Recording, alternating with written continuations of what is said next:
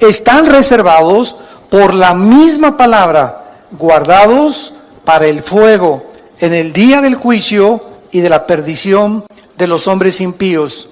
Mas, oh amados, no ignoréis estos, que para el Señor un día es como 1000 años y 1000 años como un día. Vamos a detener nuestra lectura hasta este momento y vamos a analizar estos versículos uno por uno para, en primer lugar, darnos cuenta que si tú supieras que Cristo viene mañana, ¿cambiarías tus planes, tus prioridades, tus expectaciones?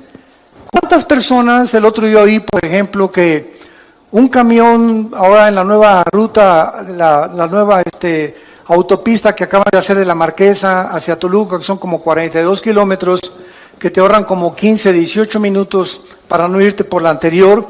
Se fue un camión, ya están prohibiendo la entrada de los camiones de redilas y los camiones grandes. Es una bajada impresionante. Bueno, no se calculó mucho, ¿verdad? Y el camión se fue contra la caseta y mató a la persona de la caseta, murió quemado junto con el chofer. Después vino otro accidente también y gracias a Dios que pues ya hicieron otro desviamiento, una desviación para los camiones y se le está prohibiendo a los que entren que ya no circulen por esa autopista. Lo que más me impactó fue que oí en el periódico que uno de los testimonios es que unos familiares de estas personas que murieron dijeron lo siguiente: mi tío, una de las personas que murieron, estaba cuando salió de la casa y voy a hacer esto, construir esto, etcétera, etcétera, y nos damos cuenta, uno de los familiares es cristiano, nos damos cuenta que así es la vida. Hoy vivimos, hoy en la tarde, hoy en la noche o mañana, ninguno sabe si vamos a amanecer. Nadie sabe. Todas las personas salimos al mundo y con proyectos y visiones y trabajo, etcétera, etcétera, cuando lo más importante es que todos estamos condenados, somos como una lista de reos condenados a muerte, porque algún día tenemos que entregarle cuentas a Dios. Entonces, si tenemos esta conciencia de que hoy puede ser el último día en que Dios tal vez te esté hablando y tal vez Dios te está dando la oportunidad de comenzar a cambiar ya tu trayecto y el camino que tú llevas, estoy seguro que cambiarías el rumbo de tu vida. Si respondes que sí, entonces eso quiere decir que necesitas hacer algunos ajustes ya en tu vida, no creyendo que tienes todavía un mes de vida, ni una semana, ni todavía, no me faltan todavía 10, 15 años, no me importa que tengas 20, 25 años de edad, 30, 35 años, la muerte toca las puertas a los niños recién nacidos, como al que llega a los 113 años del último señor judío que acaba de morir de 113 años. Así que la muerte es para todos los seres humanos, para todas las edades, en el momento en el que menos lo pensamos. Si tú respondes que sí, ¿verdad? Entonces la Biblia tiene muchas exhortaciones para que nosotros vivamos a la luz de la eternidad, a la luz de cada día levantarme, Señor, yo no sé si es mi último día, encomiendo mi familia a ti, Señor, te encomiendo mi vida, guíame, Espíritu Santo, muéstrame las decisiones que tengo que tomar, que las decisiones que tengan no tengan consecuencias para el mal, sino para el bien, que cada decisión que yo tome este día sea para tu gloria, Señor. Cuando comenzamos a vivir con esta expectación de la eternidad, es cuando podemos comprender al rey David en uno de los salmos que oró a Dios y le dijo: oh Dios, enséñame a contar los días de tal manera que traiga sabiduría al corazón. Vean por ejemplo en Romanos capítulo 13, versículos del 11 al 14, la exhortación que nos hace el apóstol Pablo. Y esto conociendo el tiempo. ¿Cuál tiempo? El tiempo que es cortísimo de nuestra vida. Que ya es hora de levantarnos del sueño, porque ahora está más cerca de nosotros nuestra salvación que cuando creímos. La noche está avanzada y se acerca el día. Desechemos pues las obras de las tinieblas y vistámonos las armas de la luz. Andemos como de día, honestamente, no en glotonerías y borracheras, no en lujurias y lascivias, no en contiendas y envidia, sino vestíos del Señor Jesucristo y no proveáis para los deseos de la carne. Noten ustedes en el versículo 12 que la vida espiritual la compara el apóstol Pablo, guiado por el Espíritu Santo, con el día y la noche. Cuando llegan las 9, 10 de la noche, en el caso particular mío, yo a las 10:30 ya estoy roncando, ¿verdad? Tal vez 10:15, 10:30. Ya sé que es mi hora. Tengo esa disciplina de siempre tratar de dormirme esa hora. Y ya llegan las 5, 5:30, levantarme, porque ya salió el sol y tu cuerpo se acostumbra, ¿verdad? El metabolismo a los horarios donde tú estás viviendo.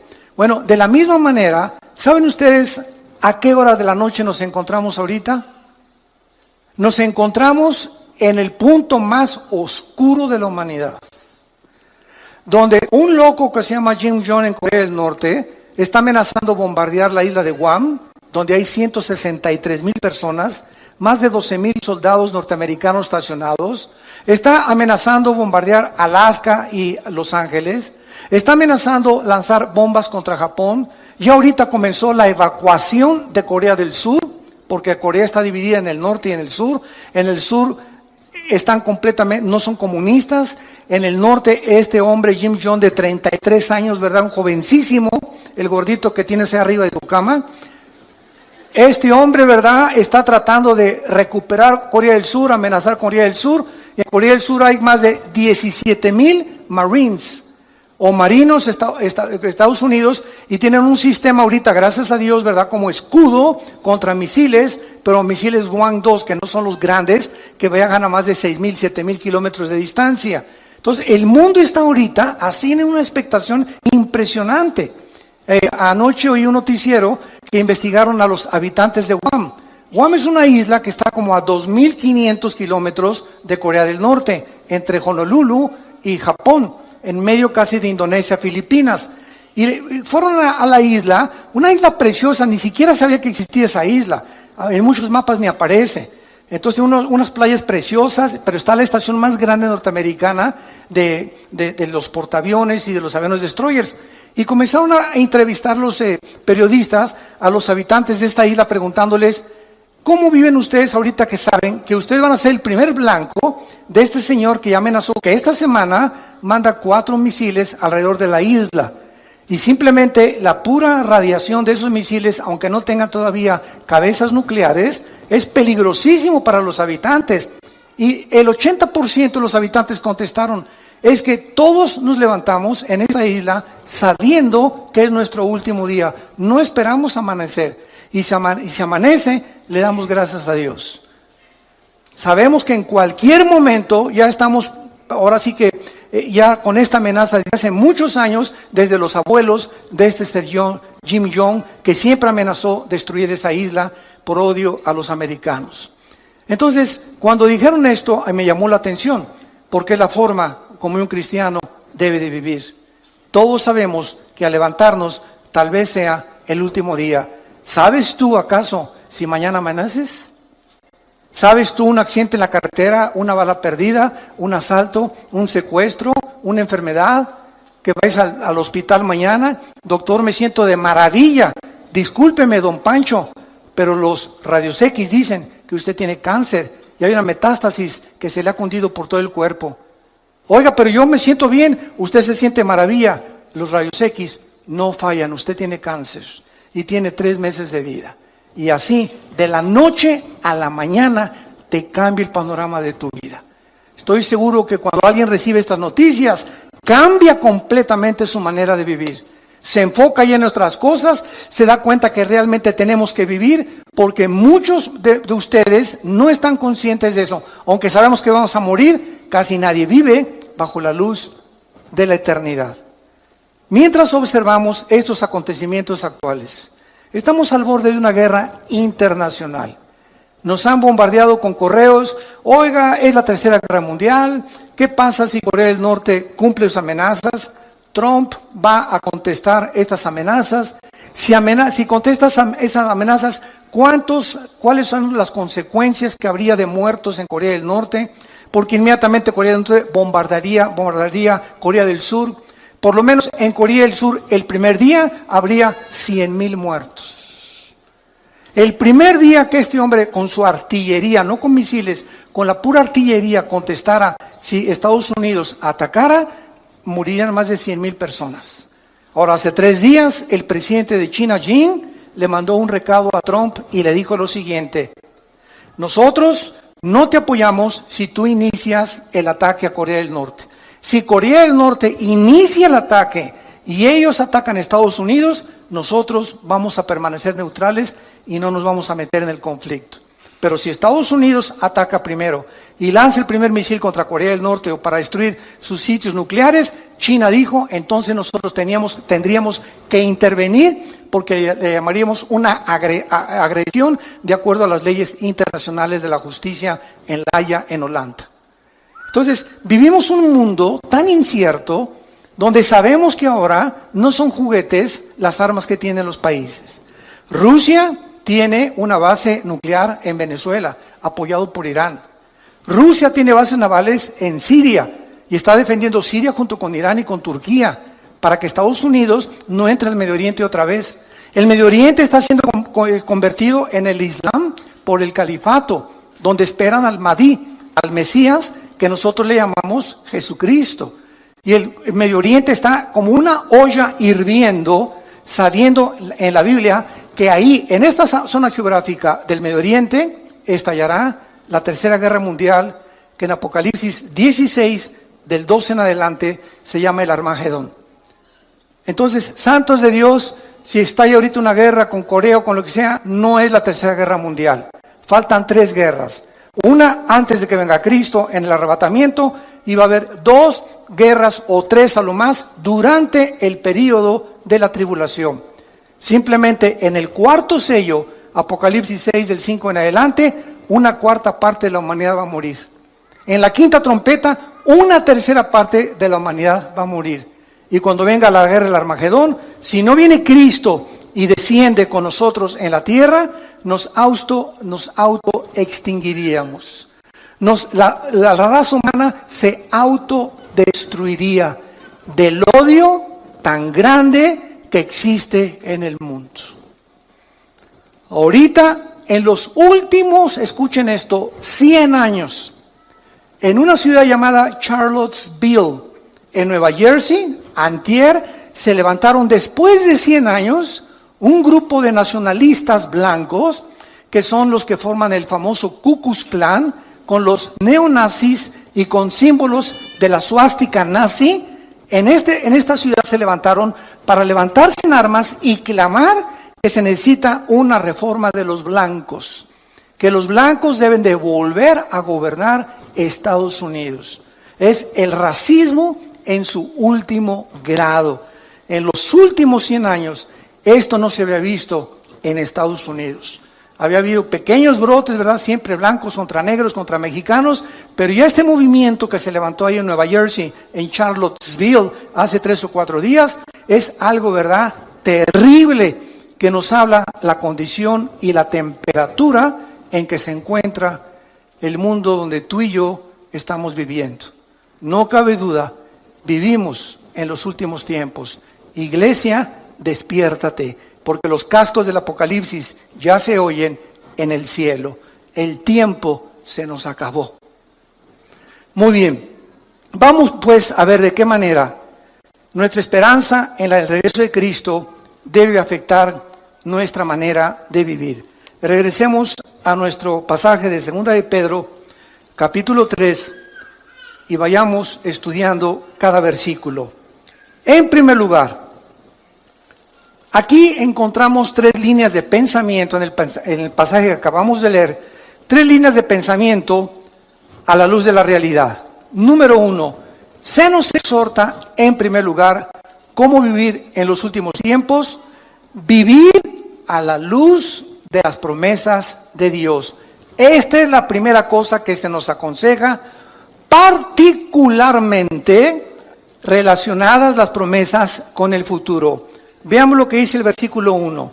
Amados, Esta es la segunda carta que les escribo, y en ambas despierto con exhortación, despierto vuestro limpio entendimiento, para que recuerden, para que tengan memoria de las palabras que antes han sido hechas por los santos profetas.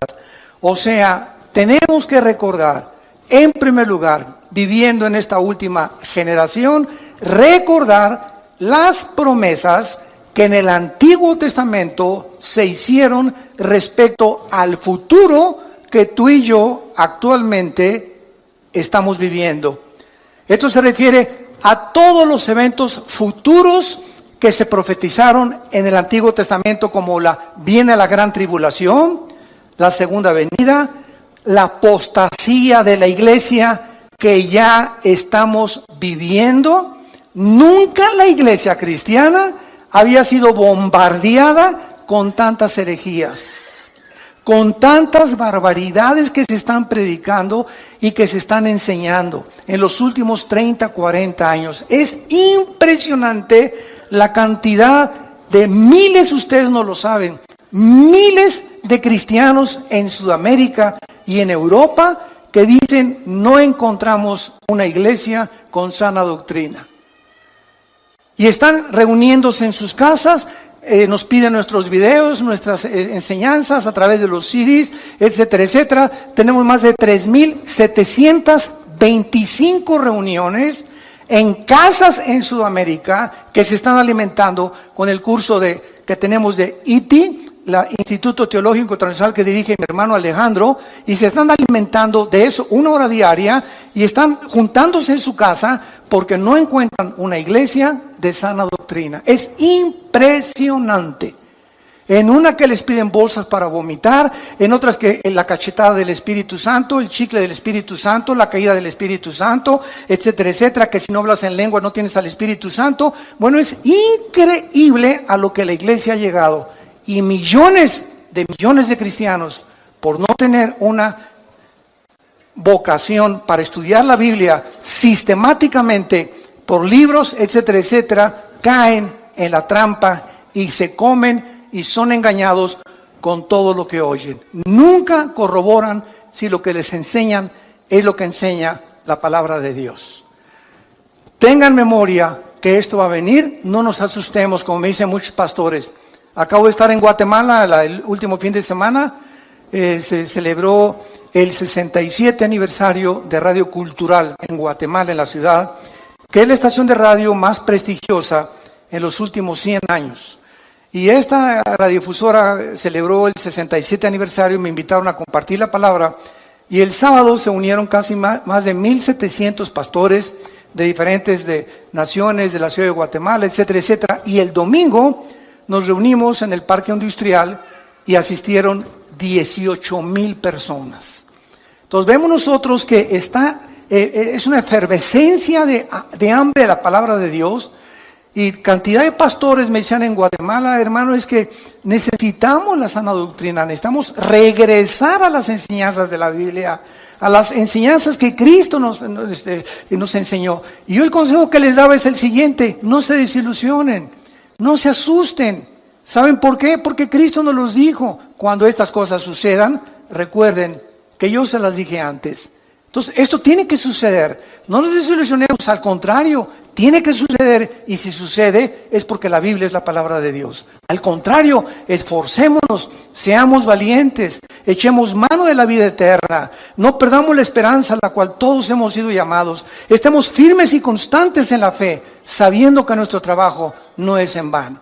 Entonces, no es tiempo de ser cobardes, no es tiempo de: ya me voy, tú una bola de hipócritas, esto no es cierto. Estos son los perdedores, los que quieren ponerse hasta atrás del ejército y no quieren ocupar las primeras líneas de comandantes y generales del ejército de Dios. Es muy fácil irte hasta atrás y decir: ya no peleo, ya me quedo en la casa, esto no es cierto, qué fácil es eso. Y dicen Apocalipsis 21:8, los cobardes encabezan la lista de los que van al lago de fuego. Los cobardes, no los adúlteros, no los homosexuales, no las lesbianas, no los secuestradores. Los cobardes son los primeros que dice Cristo que va a juzgar. Muy bien, entonces todas estas profecías ya se han cumplido. Y la exhortación es que mantengamos estas promesas en nuestra mente, porque las vamos a necesitar. Dice el versículo 3, sabiendo primero esto. O sea, ¿por qué necesitamos recordar estas promesas? Porque en los postreros días, que es la época que estamos viviendo, que actual es la Biblia, vendrán burladores, andando en sus propias concupiscencias y diciendo, ¿dónde está la promesa del Hijo de Dios? Siempre ha habido guerras, siempre ha habido terremotos, siempre ha habido maldad, siempre ha habido pecado, bla, bla, bla, bla, bla, bla, bla, bla. Y así tenemos ahorita un mundo impresionante. Tú te metes, por ejemplo, a una conferencia bíblica, profética, y ve los comentarios. Hay buenos y hay negativos. Son puras mentiras. Es pura hipocresía. Y siempre hay estas cosas. Todas estas personas que mandan estos comentarios se les llama burladores. Y ahora es muy importante esto, porque eso nos explica por qué necesitamos aferrarnos a estas promesas. Un burlador, escuchen esto, no es lo mismo de una persona que tiene dudas. Porque los que dudan honestamente están abiertos a las evidencias. Pero el burlador es la persona que ni siquiera quiere oír las evidencias ni hacer caso de las evidencias o las pruebas que la Biblia ofrece para demostrarte que estás equivocado. El burlador se dedica a burlarse, a criticar, a despreciar y atacar las cosas de Dios. En el Salmo 10, en el Antiguo Testamento, David escribió lo siguiente, versículos del 3 al 5. Salmo 10, del 3 al 5. Porque el malo se jacta del deseo de su alma, bendice al codicioso y desprecia a Jehová. El malo, por la altivez de su rostro, no busca a Dios. No hay Dios en ninguno de sus pensamientos. Sus caminos son torcidos en todo tiempo. Tus juicios los tiene muy lejos de vista. A todos sus adversarios desprecia. Y en el capítulo 14, versículo 1, dice David, dice el necio en su corazón, no hay Dios. Lo más lejos que el hombre pueda llegar es reconocer que Dios tenía razón. Y a partir de ese punto ya no llegas más lejos sin Jesús en tu vida. Entonces es importante, ¿verdad?, darnos cuenta que por qué actúan estos burladores de esta manera. Regresamos a nuestro pasaje 2 de Pedro. Y dice el versículo 3, ¿por qué estos burladores que abundan en la televisión, en las telenovelas, en los programas y en las entrevistas del radio, en el cine, en las películas? ¿Saben ustedes, santos de Dios, por qué esta gente actúa de esa manera? Burlándose, despreciándose, riéndose, haciendo mofa de las cosas espirituales. Nos lo dice el versículo 3, porque andan según sus propias concupiscencias. En otras palabras, son personas que no quieren que Dios se meta a sus vidas. Son personas que no quieren que haya nadie del universo que les ponga 10 mandamientos para vivir. Son personas que no les importa ni tampoco les conviene tener un Dios a quien someterse. Ellos quieren andar. La palabra concupiscencia, apúntalo, significa pasiones sin control o deseos desordenados. No tengo ningún freno moral, me acuesto con el que sea, puede ser hombre, puede ser mujer, mujer con mujer, hombre con hombre, o puedo tener amante, puedo tener esposa, o me puedo acostar con mi novio o con mi novia. Son personas que no tienen frenos, están como caballos desbocados en la vida. Hacen lo que, como caballos bien alimentados, relinchan tras las mujeres que no son su esposa. ¿Y saben ustedes por qué? Lo dice aquí en 2 de Pedro, capítulo 2, versículos del 10, que describe este tipo de personas.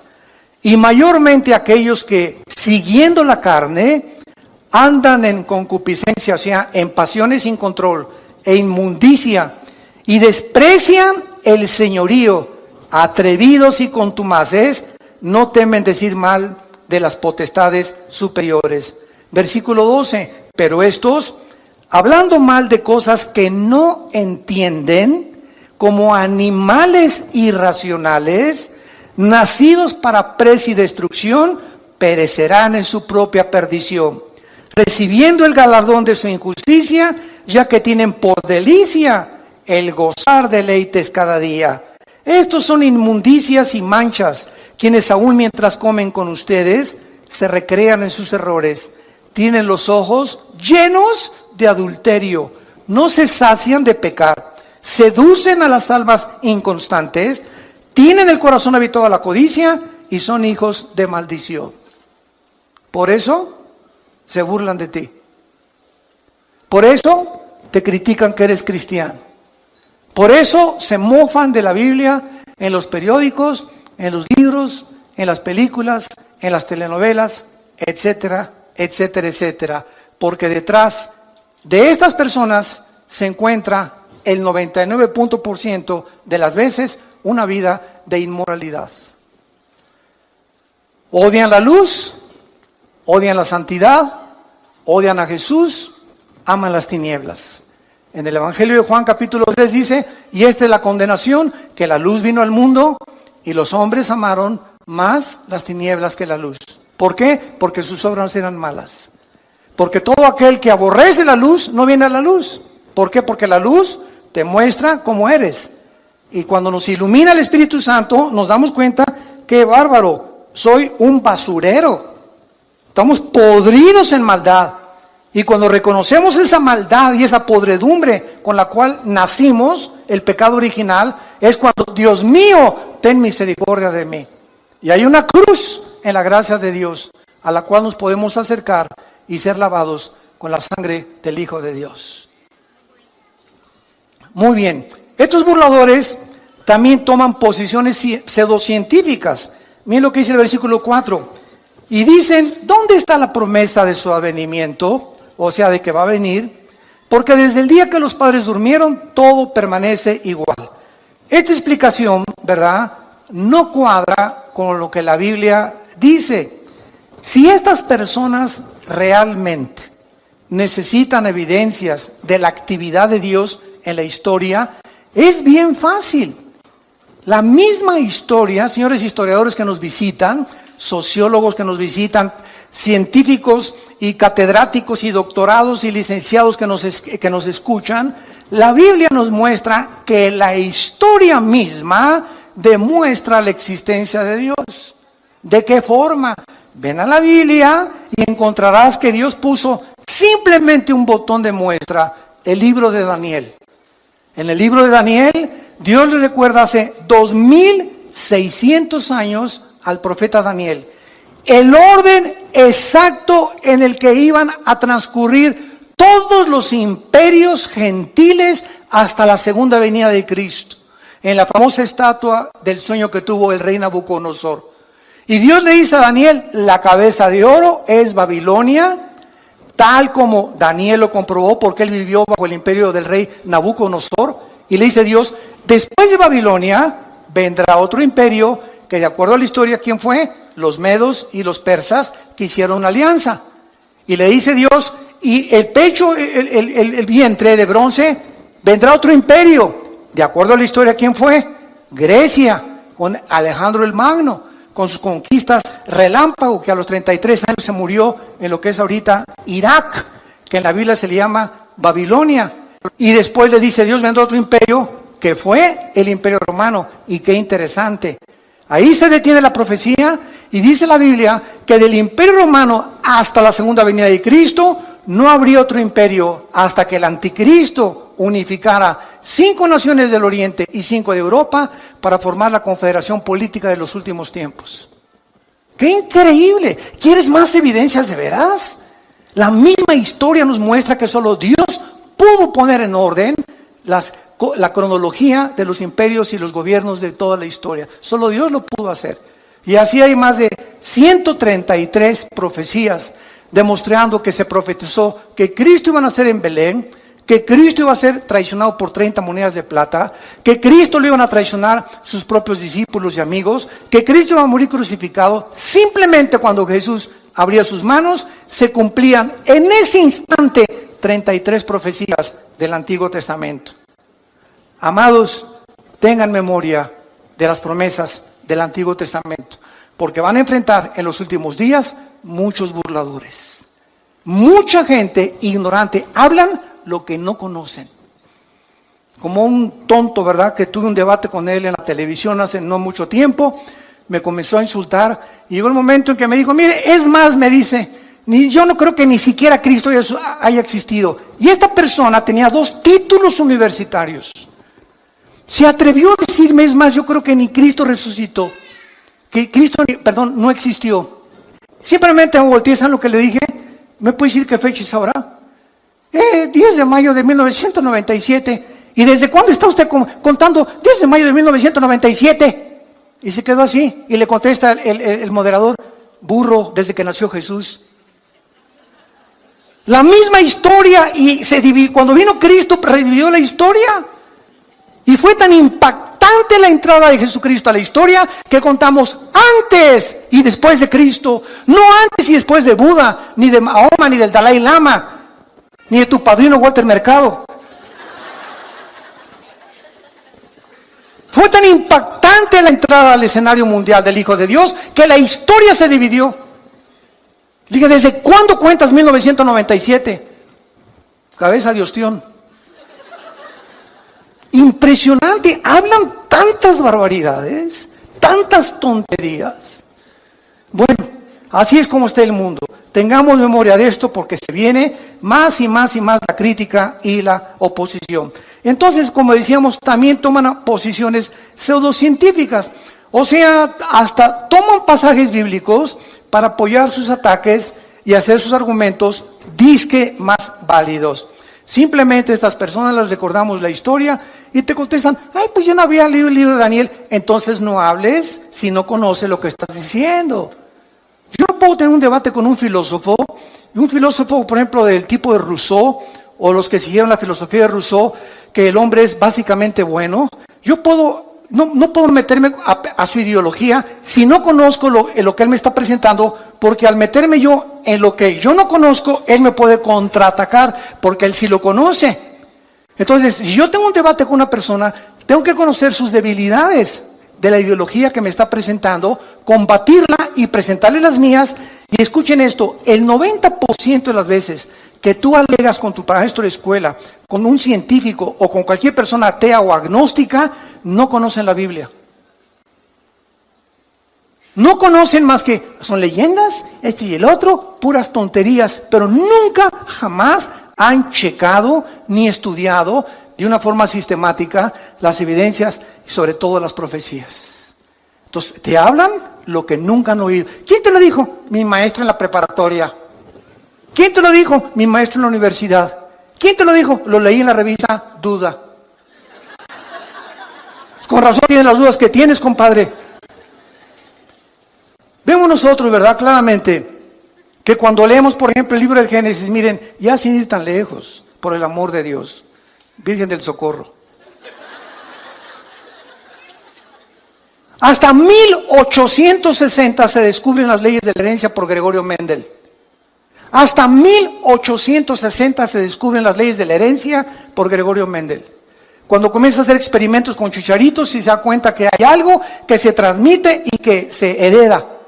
Y ahí se paró la investigación y tuvieron que pasar casi 100 años hasta 1954, el siglo pasado.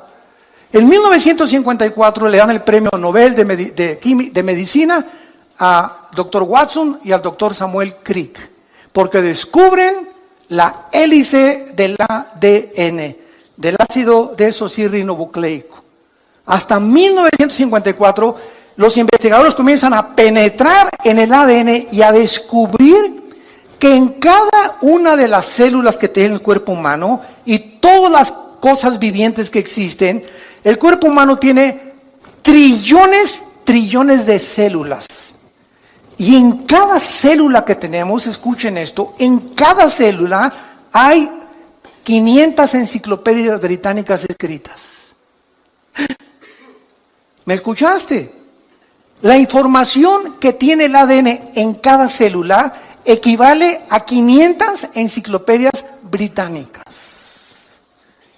Con 4 letras nada más. Y en esa información inteligente que cada célula tiene, está escrito tu color de ojos, tu color del pelo, mi color de piel, nuestra estatura, todas las características que tenemos y venimos heredando desde Adán y Eva. Abuelos, bisabuelos, tatarabuelos, todo se encuentra en cada célula.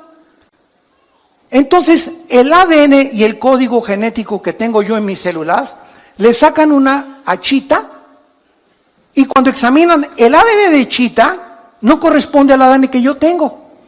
¿Qué significa esto? Que cuando se mezcla un perro con un gato, un burro con un caballo, un león con una cebra, el ADN impide a través de los aminoácidos de la biología que haya una mezcla de especie contra especie, porque entonces se rompe el patrón que Dios estableció desde el Génesis, como lo vamos a ver, capítulo 1, versículos 12 y 13, que todo tiene que ser de acuerdo a su género y a la forma en la que tienen ellos su desarrollo, como las frutas, los animales y nosotros los seres humanos.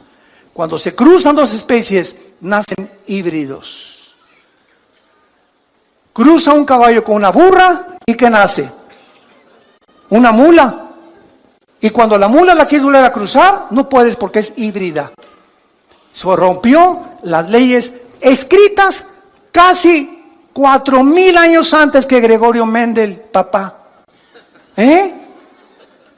Miles de años antes que los científicos descubrieran que la sangre es la que produce el cuerpo humano y que la vida está en la sangre, y cuando se descubre la circulación de la sangre, la Biblia lo decía 3,000 años antes.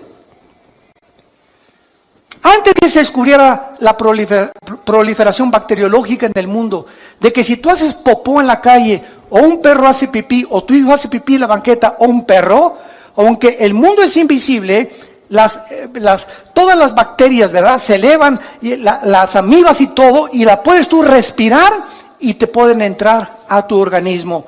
Miles de años antes de que se descubriera que existen bacterias invisibles, hasta que se descubrió el microscopio, Dios le dijo a Moisés, Moisés, dile a la gente en el libro del Éxodo que cuando hagan popó, excremento, lo entierren y lo tapen. Dios comenzaba a dar las leyes de la higiene antes que la ciencia las descubriera. Y así podemos seguir con cientos de ejemplos, evidencias históricas, evidencias de higiene, evidencias biológicas, genéticas, arqueológicas, químicas, del área de la disciplina que tú quieras. La Biblia es la palabra de Dios. Los cielos pasarán, pero esta palabra permanecerá para siempre.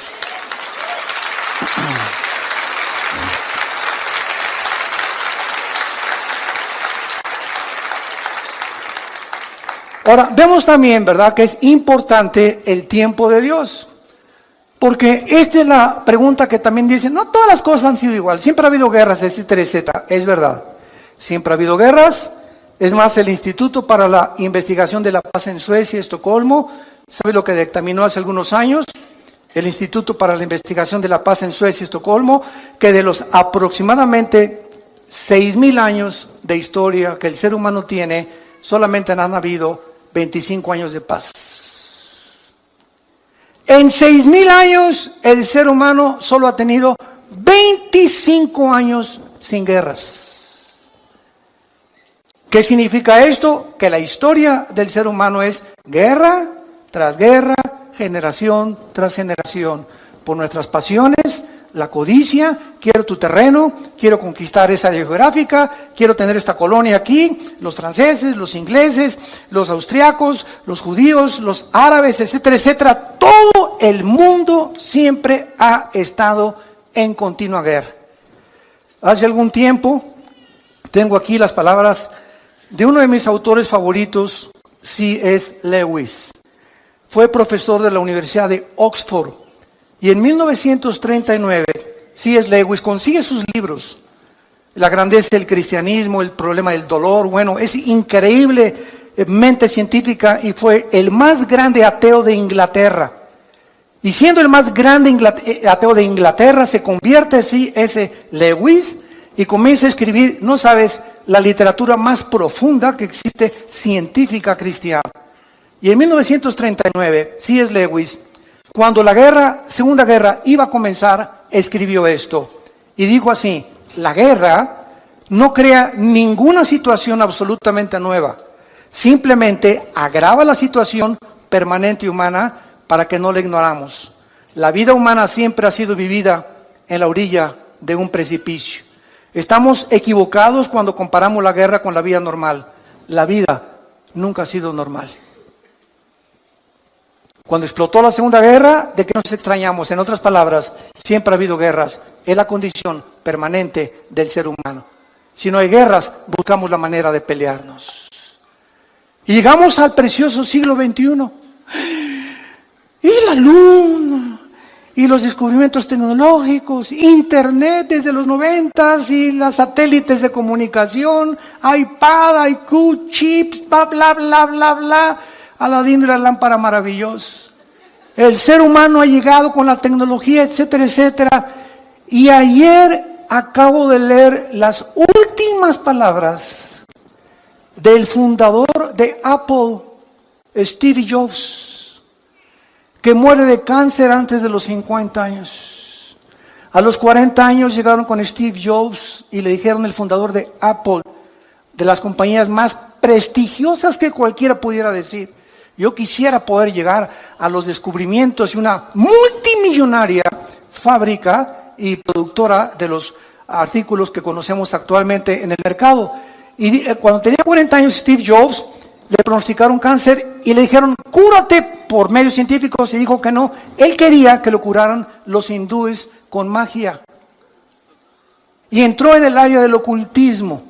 Y antes de morir, él dijo, ¿verdad? Lo que he descubierto antes de morir es que no he disfrutado nada. Lo más precioso de la vida es tu familia. Disfruta tu familia. Es el tesoro más grande que podamos nosotros tener. Nunca mencionó a Dios. Murió como un palillo el pobre hombre en un hospital sin haber jamás podido disfrutar su dinero, y los últimos 7 años murió con una neurosis excesiva donde explotaba y se enojaba y corría a todos sus empleados porque la mosca voló. ¡Qué vidas tan trágicas! De personas que alcanzaron el éxito, pero se dieron cuenta que sin Dios nos echa a perder la vida. Por la maldad con la cual nacimos y porque enfocamos nuestros talentos y nuestros dones en cosas que no tienen permanencia eterna. Entonces, el tiempo es importante, como cuando comenzamos esta conferencia. Tú no sabes si mañana vas a morir. Tú no sabes si esta tarde te ha hablado Dios por última vez en tu vida. No lo sabes ni lo sé yo. Y ante la luz y la expectación de estas cosas, analicemos nuestra vida si estamos en la fe. Examinémonos realmente si realmente tenemos a Cristo como nuestro Salvador, si estamos caminando con Él.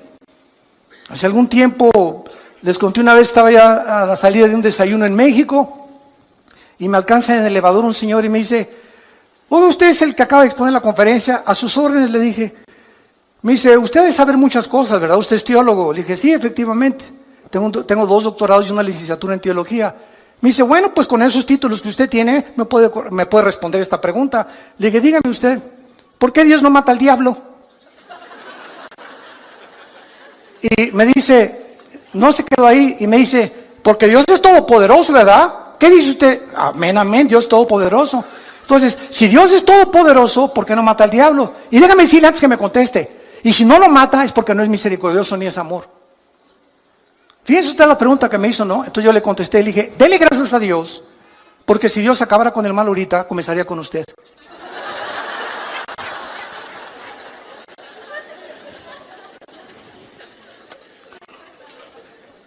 Segunda de Pedro, capítulo 2, lo acabamos de leer, versículo 9. El Señor no retarda su promesa, según algunos la tienen por tardanza. ¿Y por qué Dios no acaba ya con esto y con aquello? ¿Sabes por qué? Porque Dios es paciente para con todos, esperando que tú te arrepientas. Dale gracias a Dios que los juicios de Dios no han comenzado en la forma que se viene sobre el mundo, porque Dios es paciente con tu vida. Te va a seguir hablando a través de tu esposa, a través de tu esposo, a través de tus hijos, a través de tus amigos en tu trabajo, a través de las conferencias en YouTube, en Internet, en las iglesias cristianas. Dios nunca deja de hablar, porque es paciente con tu vida. Pero llega un momento el que tú has decidido no creer.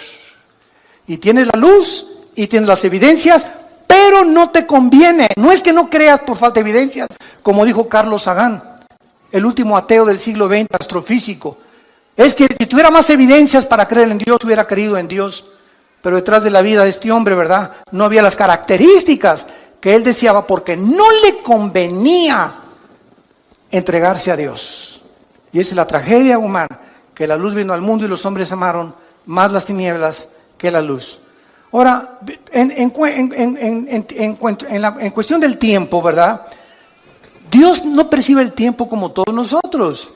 ¿Por qué no acaba ya Dios con todo? Porque el tiempo de Dios no es como tú lo piensas.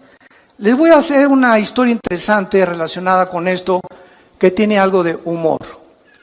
Un hombre llegó al cielo y le preguntó a Pedro: Pedro, en el cielo, ¿cuánto es un minuto? Y le contestó Pedro: un minuto es 1.000.000 de minutos aquí arriba.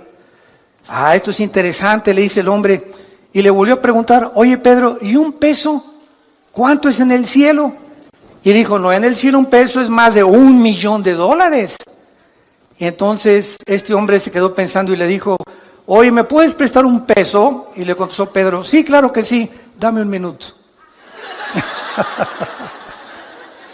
Qué burro, ¿verdad? Así es. Dios está fuera de nuestras 4 dimensiones, y para Él un día es como 1.000 años, dice el Salmo 90. Entonces, Él no está de acuerdo, ¿verdad?, en el tiempo como nosotros, como transcurre aquí. Aquí el planeta gira sobre su eje en 24 horas, se traslada alrededor del Sol en 365 días, que hace un año, pero Dios está fuera de nuestra galaxia. Él está fuera de las 4 dimensiones. Tú y yo vivimos en 4 dimensiones. Dios es un ser extradimensional. Entonces, Él enfoca y todas las cosas las ve completamente diferente a nosotros. Y cuando estemos en el cielo, después de que veamos lo que nos espera y las bendiciones que vamos a tener, y qué Disneylandia, ni qué Reino Ventura, ni qué Riviera Maya, ni Honolulu, ni qué nada. Cuando estemos ahí en el cielo, vamos a ver nuestro pasado y todo lo que sufrimos. 50 años, 60 años, mira, en tus 60 años que has sufrido, desde que tú naciste no fueron puro sufrimiento. Cálmate, ya le ganaste a Job.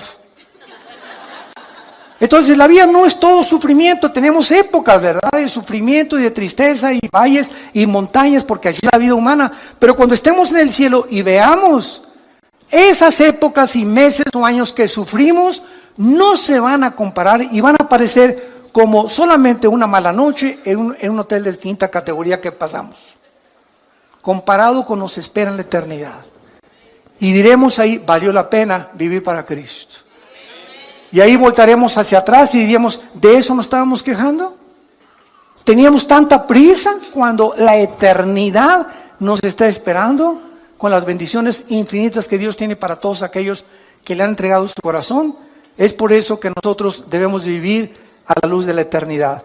Dice el versículo 9: el Señor no retarda su promesa, sino que es paciente. Muchos la tienen por tardanza. Ay, ¿cuándo viene Jesús? Ay, que se acabe ya todas estas cosas. Desde tu perspectiva del tiempo y desde mi perspectiva del tiempo, elevemos nuestro corazón y nuestra alma a Dios. Pidámosle que nos dé sabiduría para vivir la corta vida que tenemos y empleemos todo lo que nos falta por vivir para la gloria de su Hijo Jesucristo. Señor, te damos gracias.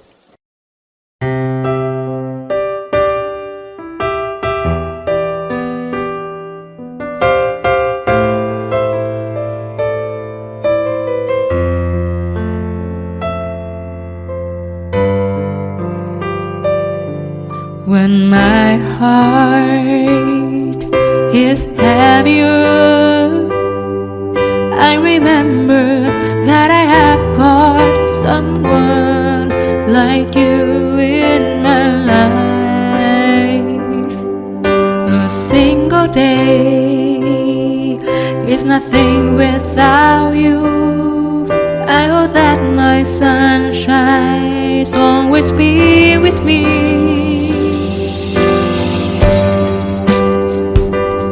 You complete me and my being.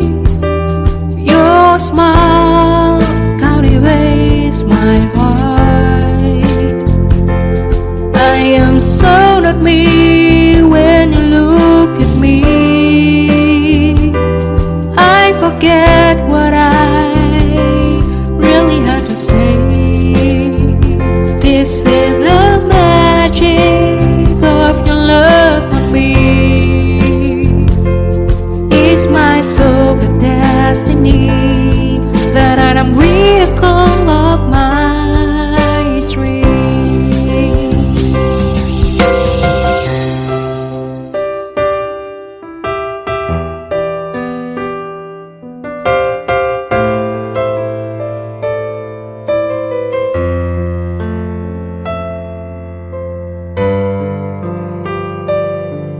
When my heart is heavier, I remember that I have got someone like you in my life. A single day is nothing without you. I hope that my sunshine always be